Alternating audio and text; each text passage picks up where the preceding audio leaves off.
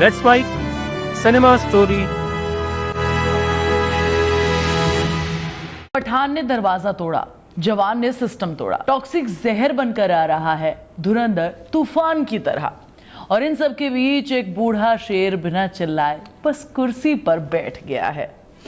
सरकार वापस आ गया है। आज का बॉलीवुड देखिए, शाहरुख खान जिन्होंने पठान और जवान से साबित किया कि स्टारडम मरता नहीं है, अब किंग लेकर आ रहे हैं। रणवीर सिंह का धुरंधर आ रहा है, रॉ एनर्जी, क्योस और एक नया अवतार जो पुराने रणवीर को कहीं पीछे छोड़ने के लिए आ रहा है। यश की टॉक्सिक, केजीएफ की गर्जना के बाद एक बड़ा तूफान दक्षिण की तरफ से उत्तर की तरफ आ रहा है ना, जो बहाकर ले जाएगा उत्तर को।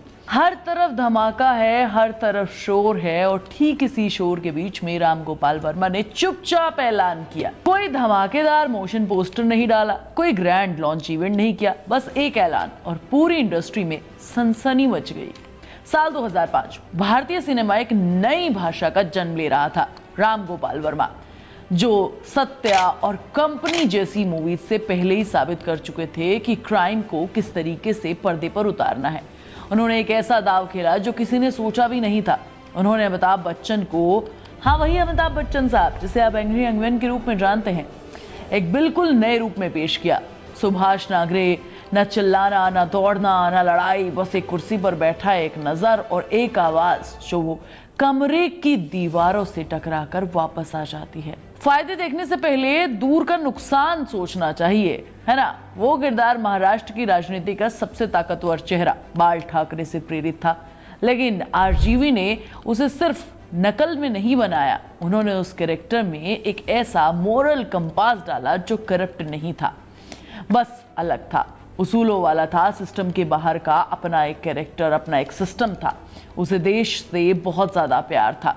सरकार ब्लॉकबस्टर बनी, अमिताभ बच्चन को एक नई जिंदगी मिली और आरजीवी को मिला मुकाम जहां उनकी हर बात सुनी जा सकती थी।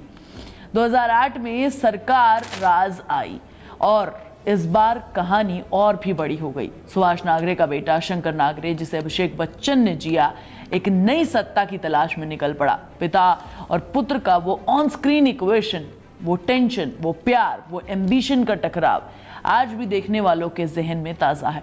और यही इस फ्रेंचाइजी की सबसे बड़ी ताकत थी। असली जिंदगी के रिश्ते पर्दे पर बाप बेटे की केमिस्ट्री का और रियल लाइफ में भी दोनों का जादू साथ में दिखा। लेकिन 2017 में जब सरकार 3 आई तो वो जादू थोड़ा फीका पड़ गया। बड़े नाम थे, आरजीवी थे, अमिताभ बच्चन थे, पर कहानी में वो धार नहीं थी बॉक्स ऑफिस पर जिसे एकदम सब काट दें, है ना।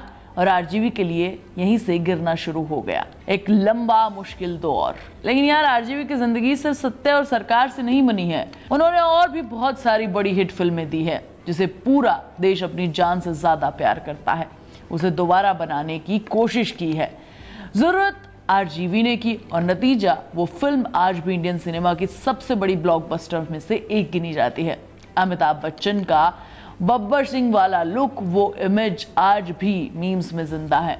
फिर निशब्द आती है, रण आती है, डिपार्टमेंट आती है, एक के बाद एक नाकामियों का वो सिलसिला जिसने आरजीवी की साख को हिला दिया। खुद आरजीवी ने माना कि उन्होंने कुछ फिल्में बिना पूरी स्क्रिप्ट पढ़ के बनाई हैं, वो मेरी सबसे बड़ी गलती थी। ये छोटी बात नहीं है, ये एक डायरेक्टर का स्वीकार करना है कि उसने शॉर्टकट अपनाया बट सफलता नहीं मिली। सेल्फ अवेयरनेस भी है और उसका सबसे बड़ा कमबैक स्टेटमेंट भी है। लेकिन यहाँ एक बात जानना जरूरी है, आरजीवी को सिर्फ उनके फेलियर से जज करना सही नहीं है। उतना ही गलत है जितना किसी आर्टिस्ट को सिर्फ उसके बुरे दौर से पहचानना। ये वही शख्स हैं जिन्होंने शिवा के साथ कॉलेज पॉलिटिक्स का एक ऐसा चेहरा दिखाया जो पहले किसी ने नहीं देखा। रंगीला के साथ बॉलीवुड ग्लैमर को एक नई रॉ ऑनेस्ट भाषा दी। सत्या के साथ मुंबई अंडरवर्ल्ड को उतनी ही सच्चाई से पर्दे पर उतारा कि लोग सिनेमा घर से निकलकर सोचते रहे कि ये कहानी थी या डॉक्यूमेंट्री। कंपनी जैसे फिल्में दी, है ना, जो आज भी डायरेक्टर्स के लिए एक रेफरेंस पॉइंट है। आरजीवी वो डायरेक्टर हैं जिनके बिना भारतीय सिनेमा क्राइम सिनेमा की कल्पना भी नहीं कर सकता। अब वापस आते हैं 2026 पर। स्क्रिप्ट कंप्लीट है, शूटिंग शुरू होने वाली है और अभी के कॉन्टेक्स्ट में देखें तो इस फिल्म की टाइमिंग परफेक्ट है। SRK की किंग एक डॉटर फादर की जर्नी का इमोशनल बैलेंस हमें दिखाने वाली है। धुरंधर एक हाई एनर्जी कहानी है। टॉक्सिक पैन इंडिया फिल्म है, लेकिन सरकार 4 वो एक पॉलिटिकल साइकोलॉजिकल फिल्म है जो आइडियोलॉजी है एक वर्ल्ड की, जहां पावर की भाषा अलग होती है, जहां लॉयल्टी की कीमत जान से जाती है और जहां पर डिसीजन के पीछे दर्शकों का हिसाब होता है। और इस सब के केंद्र में है अमिताभ बच्चन। 80 साल की उम्र पार करने के बाद भी जब वो कैमरे के सामने खड़े होते हैं तो माहौल ठहर जाता है। वो साइलेंस जो वो क्रिएट करते हैं वो कोई VFX नहीं बना सकता, कोई बैकग्राउंड स्कोर नहीं बना सकता। समझ रहे ना बात को? तो यार सवाल बस यही है कि क्या सुभाष नागरे की आंखों में वही चमक होगी? क्या आवाज में वही खौफ होगा? क्या अभिषेक बच्चन को किसी रूप में वापसी मिलेगी या कोई नया चेहरा इस नागरे साम्राज्य का वारिस होगा? इन सवालों के जवाब तो वक्त देगा, लेकिन एक बात पक्की है, जब ये फिल्म थिएटर्स में रिलीज होगी तो पूरा देश एक बार फिर सिंहासन की तरफ देखेगा, जहां ना हीरो बैठा ना विलन, सिर्फ सरकार बैठती है। अगर ये वीडियो अच्छा लगा हो तो लाइक करें, सब्सक्राइब करें चैनल को। मैं तुम्हें नेक्स्ट वीडियो में मिलूंगी। आप सुन रहे थे let's mike more than radio. Follow कीजिए हमें हमारे सोशल मीडिया प्लेटफॉर्म्स पर। It's time for news. It's time for more than radio. Presenting the first radio news app, Let's Mic. Let's Mic, a news-based app on your phone where you get to watch and listen news, talk shows, interviews, radio show podcasts. On Let's Mic, you get all relevant information of TV, print, radio, podcast, and digital. Let's Mic talks about every segment of life.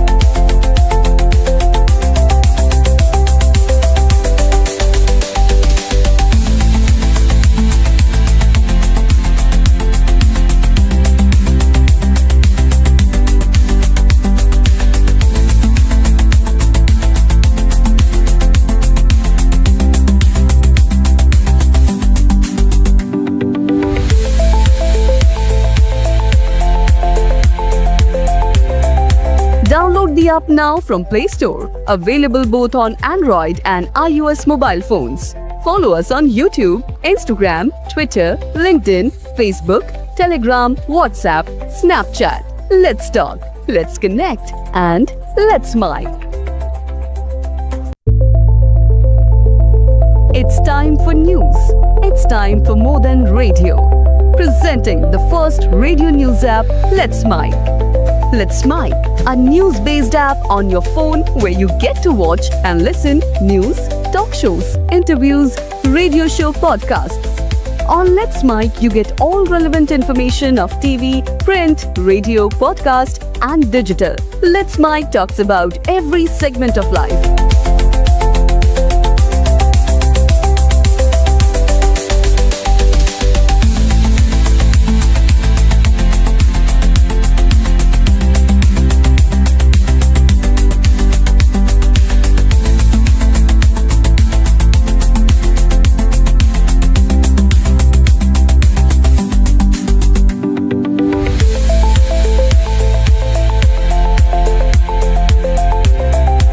Download the app now from Play Store. Available both on Android and iOS mobile phones. Follow us on YouTube, Instagram, Twitter,